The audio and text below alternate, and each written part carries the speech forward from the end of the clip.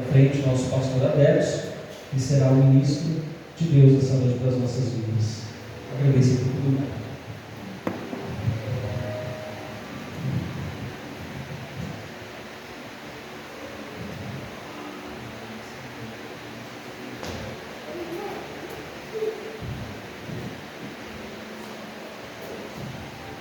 Graças e paz, irmãos. Amém.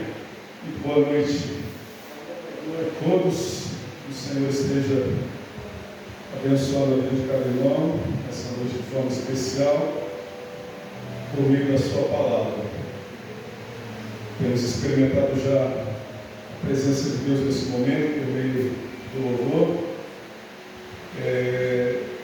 Tivemos a oportunidade de estar servindo ao Senhor também com as nossas ofertas, derramando o nosso coração diante do Senhor, buscando o seu perdão e sua misericórdia. Mas, neste momento, de forma especial, nós vamos meditar na palavra de Deus. Eu quero convidar você a abrir a sua Bíblia, a primeira carta de Paulo aos Coríntios. Nós vamos ler nosso texto de meditação esta noite. Está no versículo 2, 1 Coríntios capítulo 1, versículo 2, tá? Você colocou o versículo 1? Vamos ler o versículo 1, tá? Só para contextualizar. 1 Coríntios capítulo 1, versículo 1 e 2. A nossa meditação esta noite estará focada no versículo 2, mas a gente vai ler o versículo 2. Primeira carta de Paulo aos Coríntios, capítulo 1, versículos 1 e 2. Esse é o nosso texto. Amém, irmãos? Aqueles que não tiverem com a Bíblia, ou não tiverem uma versão igual a nossa, nós temos, mas se alguém não tiver, temos aqui na projeção, tá? Embora hoje eu estou usando aí a nova Almeida atualizada. Na verdade, ela é a terceira edição da atualizada, mas ela muda alguma coisinha, tá? Essa é a versão que eu estou usando. Mas aqui nesse texto eu acho que não vai mudar nada, tá? Primeira carta do apóstolo Paulo aos Coríntios, no capítulo de número 1, versículos 1 e 2. Esse é o nosso texto. Eu vou ler, os irmãos podem acompanhar a leitura. Está escrito assim: Paulo, chamado pela vontade de Deus para ser apóstolo de Cristo Jesus, e o irmão Sóstenes, à igreja de Deus que está em Corinto, aos santificados em Cristo Jesus, chamados para ser santos, como todos os que em todos os lugares invocam o nome de nosso Senhor Jesus Cristo, Senhor deles e nosso. Amém. Esse é o nosso texto de meditação. Amém, irmãos? Eu vou pedir a sua atenção, tá? Que você volte a sua atenção para a pregação neste momento, para a palavra, que você evite distrações, olhar para o lado, conversar, celular, qualquer outra coisa. Evite isso, por favor. Foque a sua atenção na palavra neste momento. Amém?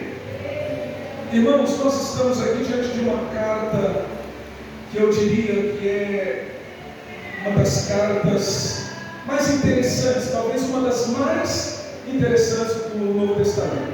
A carta de Paulo aos Coríntios, eu diria que até as suas duas cartas aos Coríntios, elas são ao mesmo tempo cativantes, são cartas que como que nos prendem, como que nos cativam a elas, e ao mesmo tempo elas são como que assustadoras pelo seu conteúdo, como que assustadoras e até estranhas por causa do seu conteúdo.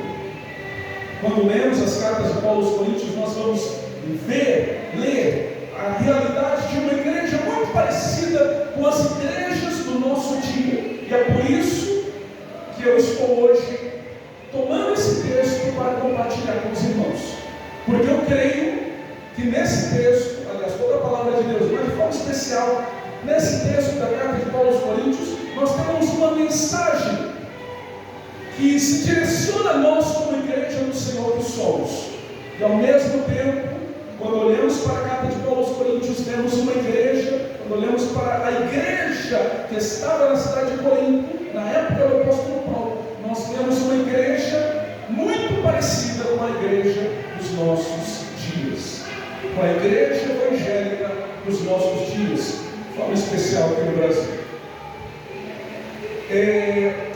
A cidade de Corinto, irmãos, ela é uma cidade muito importante, talvez uma das cidades mais importantes do primeiro século. Ela era uma cidade portuária, era uma cidade marítima, portuária, tinha um porto, tinha um porto muito importante, e constantemente havia ali um tráfego de pessoas muito grande, um tráfego de pessoas que passavam por aquela cidade, que vinham àquela cidade, que chegavam e que saíam daquela cidade. Talvez por isso o apóstolo Paulo tenha gastado 1 ano e meio pregando naquela cidade, o que não era do seu costume. Paulo era um missionário e ele costumava viajar e pregar de cidade em cidade, plantar igrejas, mas ele não se detinha muito em uma mesma cidade. Ele não ficava por muito tempo em uma mesma cidade, mas naquela cidade, na cidade de Corinto, Paulo ficou pelo menos 1 ano e meio pregando o evangelho. Por quê? Muito provavelmente uma estratégia, eu acredito.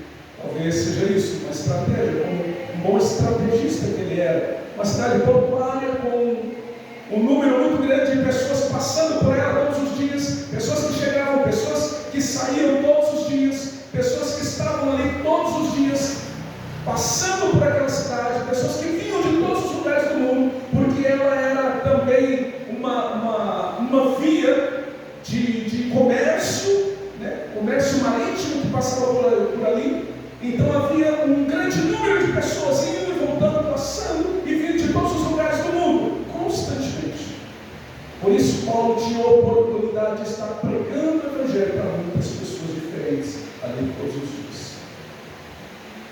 Mas quando nós olhamos para a cidade de Corinto, nós também vamos ver uma cidade marcada pela idolatria, uma cidade marcada pela corrupção moral, uma cidade marcada por muitos pecados, muitos e graves pecados. E Paulo agora ele está escrevendo esta carta à igreja que está em Corinto. Paulo foi para Corinto, ele planta esta igreja no final da sua primeira viagem missionária, ele planta esta igreja, fica lá 1 ano e meio, trabalhando e pregando o evangelho. Quando ele sai dali, ele vai para Éfeso, e de lá de Éfeso, então ele envia esta carta, depois de algum tempo ele envia esta carta à igreja de Corinto. Esta não é a primeira carta que ele envia, é chamada aqui de primeira carta de Paulo aos Coríntios, porque a primeira carta se perdeu, a outra carta se perdeu, então essa ficou como a primeira, e depois vem a outra, que nós temos como segunda, que seria a terceira. Mas então Paulo envia esta carta aos irmãos de Corinto, para tratar alguns problemas que estavam acontecendo naquela igreja, problemas que aquela igreja estava enfrentando. Havia problemas graves, como divisão, como problemas de imoralidade sexual dentro da igreja, acontecendo no âmbito da igreja, entre pessoas da igreja. Havia também muitos outros problemas, problema com os dons, com a liturgia, a prática dos dons no meio da liturgia, problemas com a celebração da Santa Ceia do Senhor. E Paulo então envia esta carta para tratar muitos destes problemas. Mas o que eu queria falar para os irmãos, com base nesse versículo 2, é algo sobre o propósito de Deus para a sua igreja. Propósito de Deus para a sua igreja. Quando Paulo escreve essa carta, ele tem no coração então o propósito de tratar esses problemas, e tendo isso em vista, ele já inicia a carta desde a saudação, já falando sobre alguns problemas. Ele não está falando aqui diretamente e abertamente sobre o problema, mas ele já está dando alguns insights sobre alguns problemas que precisavam ser tratados. E uma das primeiras coisas que ele diz aqui é que esta igreja é a igreja de Deus. Leia aí na sua Bíblia, versículo 2. Ele está escrevendo a quem? A igreja de Deus. Está escrito. Ele está escrevendo a igreja de Deus. O que significa isso? Paulo está nas entrelinhas dizendo assim: esta igreja pertence ao Senhor. Esta igreja pertence exclusivamente ao Senhor. Esta igreja não pertence a Paulo, esta igreja não pertence a Apolo, esta igreja não pertence a Cefas, esta igreja não pertence a outro, quem quer que seja. Não, esta igreja pertence ao Senhor. Ele está dizendo que esta igreja é propriedade exclusiva de Deus. Propriedade exclusiva de Deus.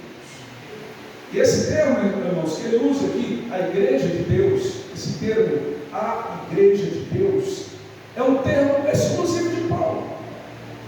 Você não vai encontrar outra pessoa aqui no Novo Testamento usando esse texto. Você encontra somente Paulo usando esse termo, a igreja de Deus. E uma das referências onde ele usa essa mesma expressão é em Atos capítulo 20, versículo 28, quando ele está discursando, pregando aos pastores, aos presbíteros da cidade de Éfeso.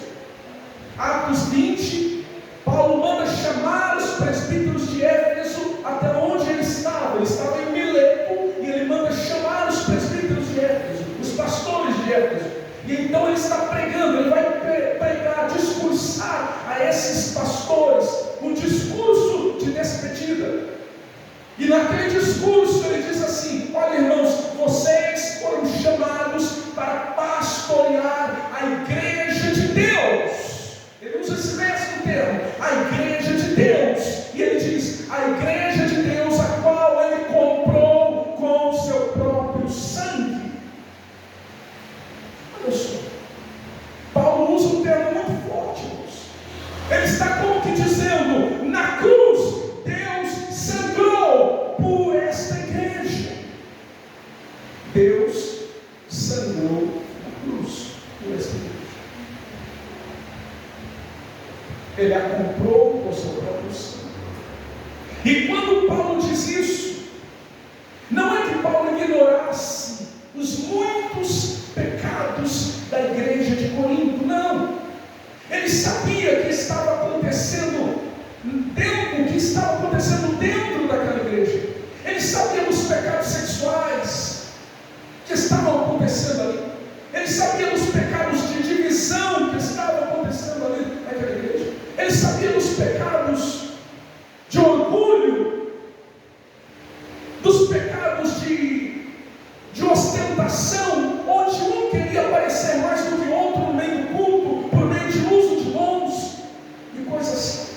Ele sabia dos muitos pecados que estavam presentes na vida daquela igreja, mas quando ele dirige esta carta àquela igreja, ele se dirige àquela igreja, chamando aquela igreja de Deus. O mesmo termo que ele usou falando para os pastores de Éfeso, onde ele diz: olha, irmãos, vocês foram chamados para pastorear a igreja de Deus, a igreja que ele comprou com o seu próprio sangue. E quando nós olhamos para a Escritura, de forma especial para o Novo Testamento, nós vamos notar que esse é um consenso entre os apóstolos, é um consenso no colégio apostólico. Porque quando nós chegamos na primeira carta de Pedro, o apóstolo Pedro, ele vai dizer a mesma coisa, com outras palavras, mas ele vai dizer a mesma coisa. Ele diz que esta igreja, a igreja do Senhor, é propriedade exclusiva de Deus. O apóstolo Pedro usa estas palavras: propriedade exclusiva de Deus, pertence somente a Deus. Por que eu estou dizendo isso, irmãos?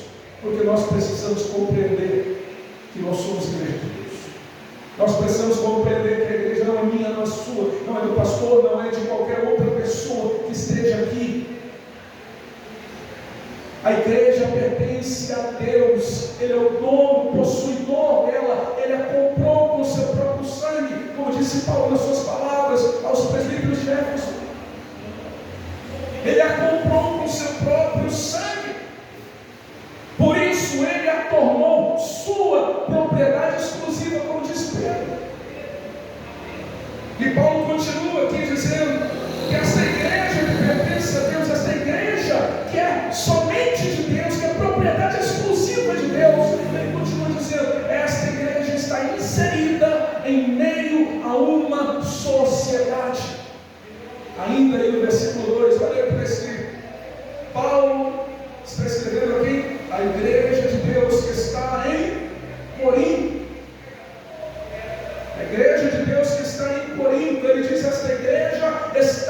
em uma localidade, em meio a uma sociedade, inserida no meio de uma sociedade, e mais ainda, de uma sociedade corrompida, de uma sociedade com cultura corrompida, com prática moral corrompida, com religiosidade corrompida, uma sociedade com ideologias corrompidas. A cidade de Corinto, irmãos, era um antro de pecados. Era uma das cidades mais depravadas da época. Na cidade de Corinto, irmãos, havia um templo a deusa do amor, que era assim chamada, e haviam ali sacerdotisas cultuais naquele templo, mulheres que eram separadas para trabalharem na religião, naquele culto, naquele culto àquela deusa, e elas eram prostitutas cultuais. Ou seja, ali em Corinto se misturava a religião com a prostituição, a religião com os pecados sexuais, eram misturados. Era tudo colocado dentro de um bolo só, de uma panela só, tudo misturado. Prostitutas cultuais que serviam como sacerdotisas. Há quem diga que haviam cerca de 10 mil, não sei se era esse o número exato, mas há quem diga que haviam cerca de 10 mil prostitutas cultuais. Pense nisso. E aquelas mulheres, todos os dias serviam. Como que elas serviam? Como que elas prestavam culto? Se prostituindo. Não se esqueça que ela era uma cidade portuária, era uma cidade marítima. Havia navios chegando, aportando todos os dias ali. E aqueles navios que chegavam, vinham com homens e muitas pessoas de outras cidades. Marinheiros, tripulantes, viajantes, comerciantes, que vinham naqueles navios. E muitos deles buscavam por prazer, buscavam por satisfazer o seu prazer. Como que eles faziam isso? Com prostitutas. Eram essas prostitutas cultuais. Eram, por assim dizer, sacerdotisas daquele culto àquela deusa. Havia ali também, em Corinto, como que um incentivo à homossexualidade. É possível, e aqui eu vou repetir as palavras do reverendo Hernandes Dias Lopes, onde ele disse que é possível que Corinto fosse talvez uma espécie de capital do homossexualismo naquela época. Palavras do reverendo Hernandes. É possível que Corinto fosse talvez uma espécie de capital do homossexualismo. Muito obrigado. E o que acontece então em Corinto? Pessoas são incentivadas a viver esse tipo de vida constantemente.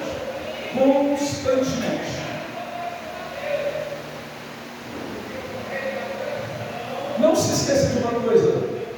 Quando Paulo escreveu a sua carta aos Romanos, parece que Paulo estava em Corinto. Ao que consta, parece que Paulo estava em Corinto. E aqui eu vou mais uma vez fazer todas as palavras do reverendo Hernandes, que quando você lê o capítulo 1 de Romanos, é como se o apóstolo Paulo estivesse na sua janela, ali em Corinto, vendo o que acontecia na cidade, e então escrevendo a sua carta aos Romanos, capítulo 1, quando ele fala que os homens deixaram o uso natural da mulher para se inflamar em desejo sensual uns pelos outros, e as mulheres fizeram a mesma coisa. Homossexualismo acentuado. Paulo estava escrevendo aos Romanos, sim, mas ele estava em Corinto quando ele escreveu. Note a gravidade disso. Essa era a cidade de Corinto, uma cidade manchada, profundamente manchada pelo pecado. O apóstolo João, no capítulo da primeira carta, da sua primeira carta, no capítulo 5, versículo 19, ele vai nos dizer que o mundo jaz no sociedade e a cultura na qual nós vivemos estão corrompidas. Nós vivemos em meio a uma sociedade corrompida.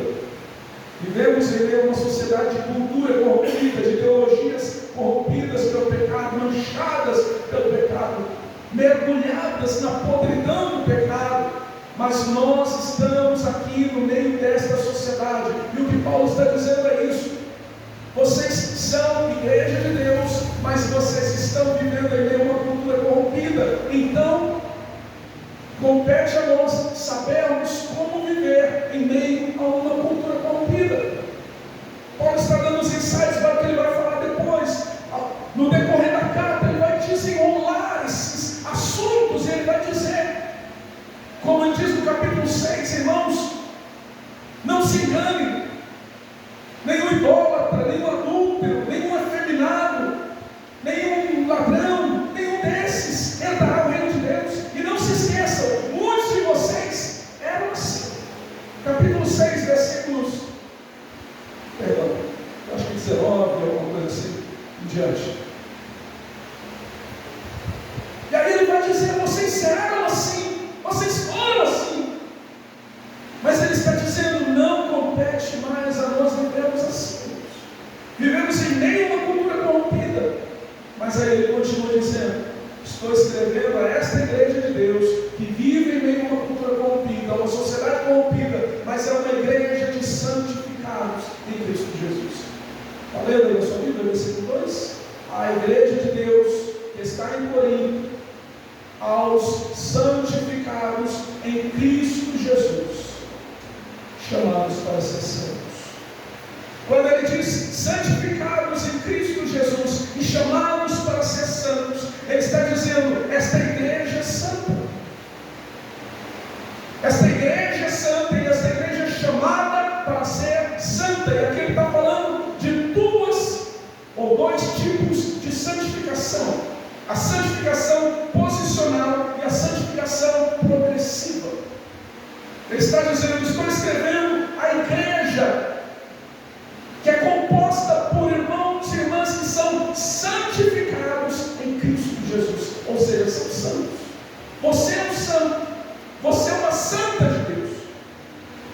Essa santificação posicional, irmãos, significa que nós fomos feitos santos, ou fomos separados por Deus para vivermos para Ele, para vivermos para a sua glória, exclusivamente para a sua glória. Santificação posicional, irmãos, é o ato soberano de Deus mediante a obra de Cristo, através do qual Ele nos torna separados deste mundo para vivermos para a sua glória. Isso é santificação posicional. Todos nós somos santos. Mas aí ele continua, santificados em Cristo Jesus e chamados para serem santos. Santificação progressiva. Que santificação é essa? É a santificação dia após dia. É a nossa luta constante contra o pecado.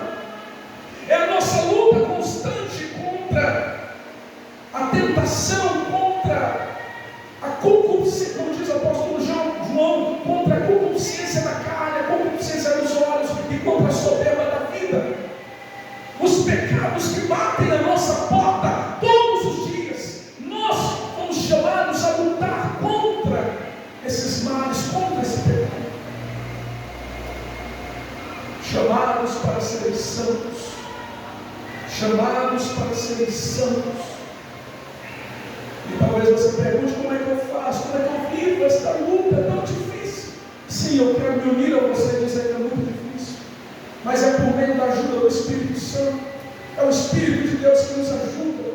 É o Espírito de Deus que nos socorre. É somente por meio dele, no socorro dele, no amparo dele, que nós somos conduzidos de vitória em vitória nesta luta contra o pecado, contra os desejos da carne. E você e eu somos chamados para Deus essa vida.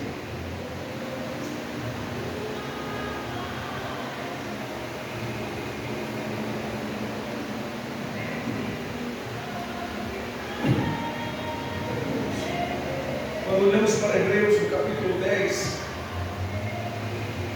Hebreus capítulo 10, versículo 10, forma especial a Almeida século XXI, a versão Almeida século XXI e também a versão NVI, vamos traduzir, dizendo que é nessa vontade que fomos santificados. Fomos santificados pela oferta do corpo de Jesus Cristo, feita uma vez por todas. A declaração ali é uma declaração de algo que já foi feito. Está falando da santificação posicional. Daí no mesmo capítulo 10 de Hebreus, alguns versículos abaixo, versículo 14, o autor aos Hebreus vai dizer assim, que por uma só oferta aperfeiçoou para sempre aqueles que estão sendo santificados. Note que o autor aos Hebreus faz a mesma coisa que Paulo aqui. Ele fala que nós fomos santificados no versículo 10, e no versículo 14 ele diz que nós estamos sendo santificados dia após dia. Fomos santificados, versículo 10 do capítulo 10 de Hebreus, fomos santificados pela oferta do corpo de Jesus, feita uma vez por todas. E o versículo 14,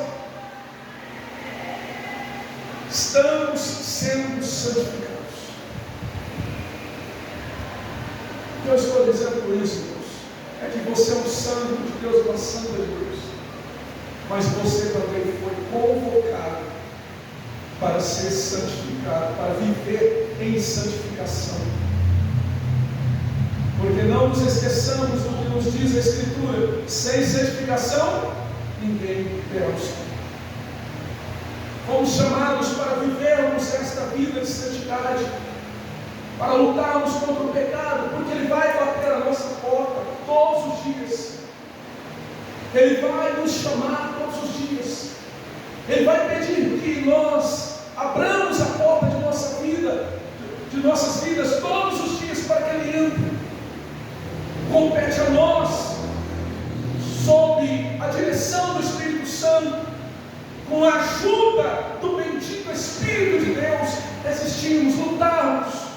Algumas vezes vamos tropeçar, vamos errar, vamos pecar sim. E aí é que compete a nós também nos quebrantarmos, chorarmos diante do Senhor, reconhecermos o nosso pecado, confessarmos a nossa culpa e buscarmos o perdão de Deus.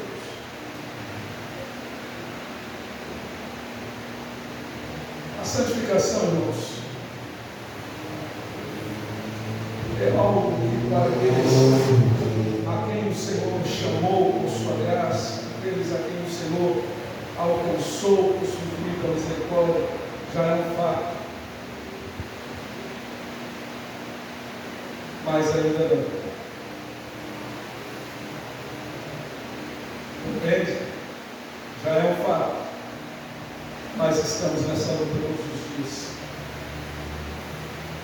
E é uma garantia de que nós seremos aperfeiçoados e seremos semelhantes a Ele quando vermos como Ele é. É o que diz a Bíblia. Seremos transformados à sua imagem quando nós o contemplarmos na sua glória, quando nós o vermos quando Ele voltar. Mas até lá temos uma luta dia após dia de sermos transformados de glória em glória, de glória em glória, a imagem do nosso Salvador, a imagem do nosso Senhor, dia após dia. Temos essa luta, irmãos. Somos chamados a viver essa luta constante.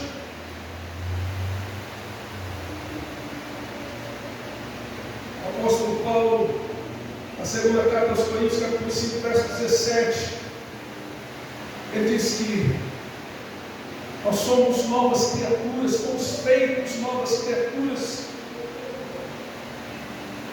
Fomos feitos novas criaturas, transformados à imagem do Senhor.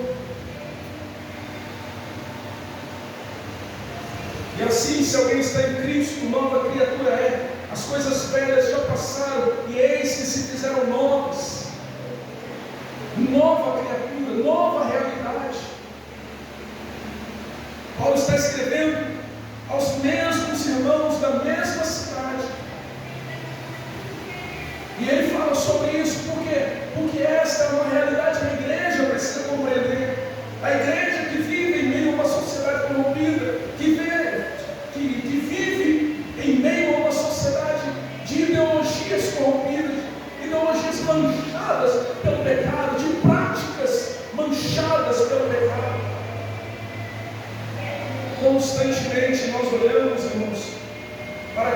estão à nossa volta.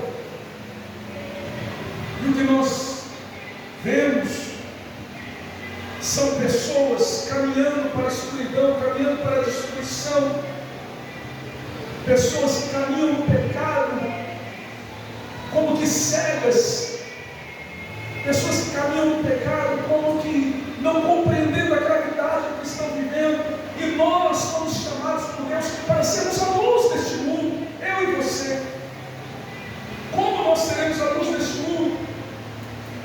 Paulo continua dizendo aqui que a unidade é o dever da igreja, está escrito aí, ele continua, é um assunto que ele vai tratar no decorrer da carta, mas ele já, aqui no versículo 2, ele diz assim: a igreja de Deus que está em Corinto, os santificados em Cristo Jesus, são chamados para serem santos, como todos.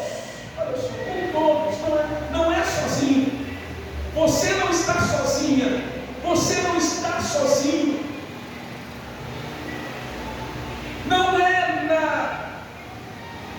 no isolamento que nós seremos santos de Deus, que nós viveremos essa santidade de Deus. Não, é na comunhão dos irmãos que nós vamos progredir esta vida de santidade para a glória de Deus, manifestando o caráter de Cristo e revelando a imagem do Senhor que se reflete em nós como um espelho, e de glória em glória seremos transformados dia após dia na sua imagem, na sua imagem. Mas isso é na comunhão, irmãos. Ele diz aí: com todos os que em todo lugar invocam o nome do Senhor Jesus Cristo, Senhor deles e nós. É na comunhão, irmãos. Não é no isolamento, não é no particular, não é no crente em casa, não. É na comunhão, é na vida constante e comunitária da igreja que nós viveremos a plenitude de Deus, viveremos a plenitude da graça de Deus, do manifestar da graça de Deus, transformando as nossas vidas. E essa unidade, irmãos, é um dever. Versículo 10 aí do capítulo 1, Paulo já começa a tratar esse assunto da unidade. Olha o que ele diz no versículo 10: irmãos, pelo nome de nosso Senhor Jesus Cristo, peço-lhes que todos estejam de acordo naquilo que falam e que não hajam divisões entre vós. Pelo contrário, que vocês sejam unidos no mesmo modo de pensar e num só propósito. Que vocês estejam unidos no mesmo modo de pensar e num só propósito. Que haja união. Compreende? Lá na sua saudação ainda, no versículo 2, ele já começa a falar: é com todos, irmãos.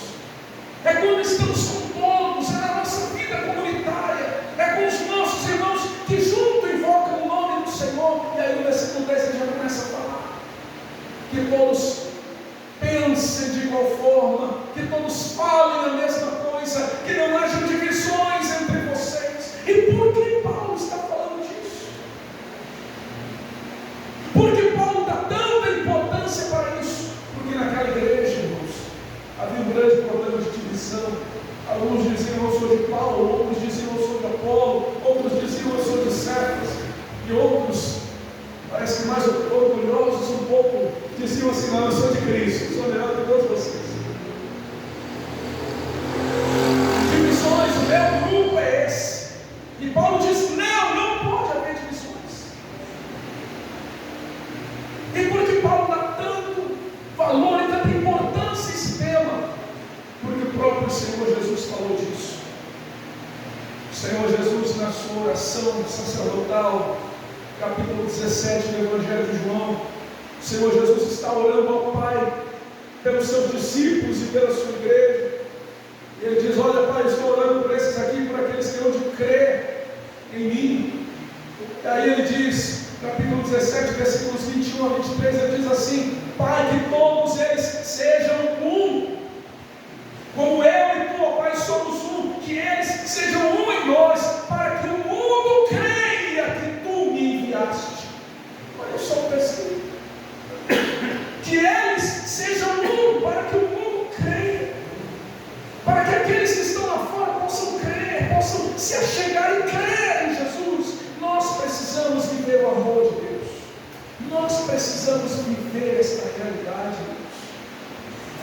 precisamos viver a realidade da unidade da igreja, da união da igreja. A unidade da igreja, irmãos, não é uma opção para nós, é uma necessidade vital para a igreja. Salmo 133, alguém se lembra o que diz lá? Que os irmãos vivam em mim. Esse é um tema recorrente nas Escrituras, irmãos. Não podemos nos esquecer disso, temos que nos lembrar constantemente que a unidade é dever da igreja. A unidade não é uma opção para a igreja, não é um dever da igreja, é uma necessidade vital na vida da igreja. Para quê? Para que o mundo lá fora creia em Jesus, para que nós possamos na nossa vida cristã, comunitária, em unidade, em amor, possamos refletir a glória de Deus, e aqueles que estão lá fora possam crer que Jesus Cristo é o Filho de Deus. Paulo continua ainda dizendo que todos, ou com todos, né? Ele diz: com todos os que em todo lugar invocam o nome do Senhor. E aqui ele aponta para a vida de oração da igreja. Ele diz: olha, a igreja invoca o nome do Senhor. A igreja de Cristo, a igreja que é de Deus, como eu disse no início do versículo, a igreja que é de Deus, a igreja que está inserida em uma sociedade corrompida, mas permanece sendo uma igreja de Deus. Essa igreja é uma igreja que invoca o nome do Senhor, é uma igreja que vive uma vida de oração, é uma igreja que não se abandona do quarto da oração, que não se ausenta do quarto da oração, do lugar da oração, do jardim da oração. É uma igreja que constantemente está ali de joelhos, clamando ao Senhor. É uma igreja que vive uma vida de oração. Vida de oração, irmãos. Quando falamos da unidade, podemos falar também da oração. É uma necessidade vital para a igreja. Não se pode ter uma vida espiritual sadia sem uma vida de oração, sem viver a oração. A oração deve ser parte da nossa vida. A oração particular, a oração comunitária, a oração intercessória, oração deve fazer parte de nossas vidas. Salmo 42, versículos 1 e 2 falam sobre a sede de Deus. Lembra lá do Salmo 42? A sede de Deus. Aí eu pergunto, irmão, será que nós perdemos a sede de Deus? Algumas vezes parece que a igreja no século XXI, ou pelo menos uma parte desta igreja, tem perdido a sede de Deus. Parece que já não se tem mais desejo de buscar a Deus, desejo de estar reunido em oração, desejo de clamar a Deus, de reservar um momento para estar com Deus.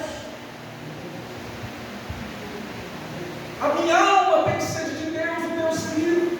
Assim como a coça anseia pela corrente das águas, assim a minha alma tem sede de Deus, o Deus vivo.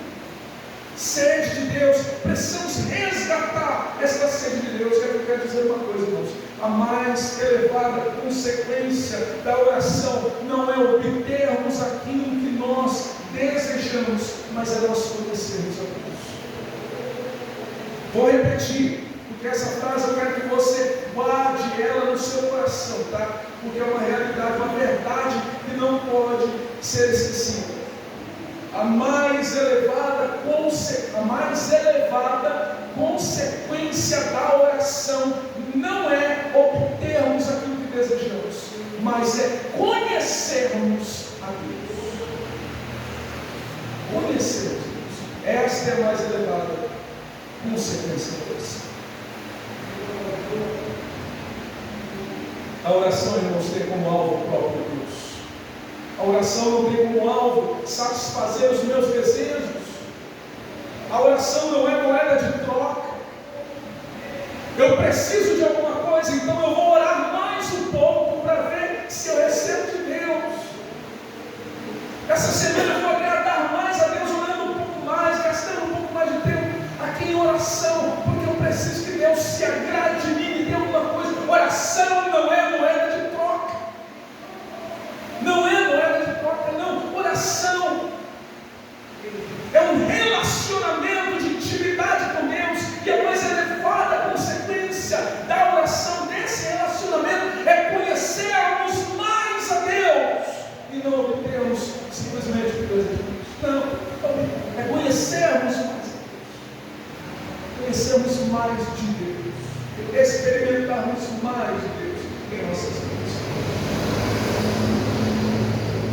onde von Zinzendorf, o grande homem de Deus do passado. Se você não ouviu falar, então procurar lá e ler um pouquinho a respeito dele, você vai gostar.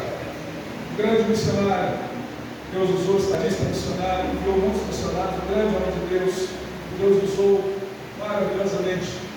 Von Zinzendorf, ele dizia assim: eu tenho apenas um grande anelo, ele e somente ele. Eu tenho apenas um grande anelo, ele e somente ele. Um grande anelo, Deus. Eu pergunto a você, será que nós aqui hoje, Igreja Presbiteriana Zona Norte Marília, será que nós podemos repetir essas palavras? Será que nós que estamos aqui neste culto, que estamos ouvindo esta mensagem, podemos hoje repetir estas palavras, como Zinzendorf, e dizer: eu tenho apenas um grande anelo, ele e somente ele? Precisamos resgatar esta sede de Deus, irmãos. Precisamos resgatar esta sede. Não podemos deixar que Cristo escorra por entre os nossos dedos. Não podemos deixar se perder esse desejo por Deus. E aqui eu gostaria de falar sobre, rapidamente,